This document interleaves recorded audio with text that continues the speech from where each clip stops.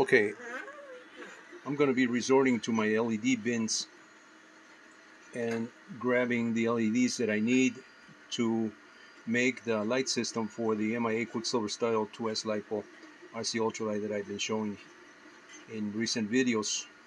Um, I'm going to need a red, actually two reds, one for the beacon and one for the wingtip on the left side of the wing pilot view, and another one for the other wing, the green one. And then I'm going to need a white for the strobe on the wingtip, actually two strobes for the wingtips and another one for the tail end.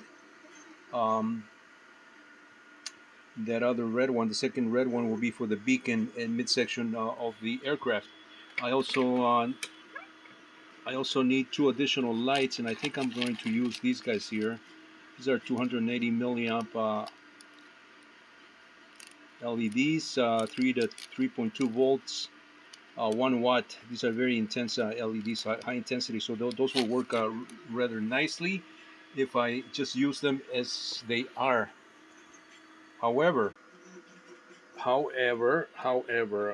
have printed these reflectors and I coated these with some reflective paint, uh, and so that these can use just the standard LED. So I think I'm just going to go with standard LEDs, the 3mm LEDs all throughout the full navigation light system that I'm going to be employing on that little 2S Li-Pol airplane.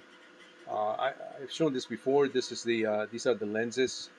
There's the beacon, except that this one is mounted on a green LED. This is supposed to be red, but this is just for a mock-up and just to test the lens to see how these things look. These look a lot better than in this video.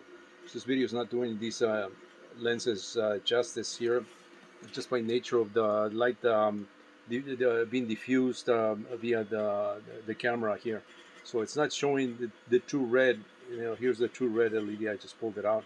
You can see it in the reflection of my hand, more than anything, the red hue here. But you're not going to see it in the actual LED.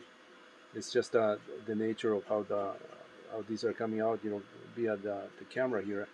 So, but that's my red one there, and then it's got the strobe, which is a white right built into this lens here, and so that I can keep everything together and make it real compact.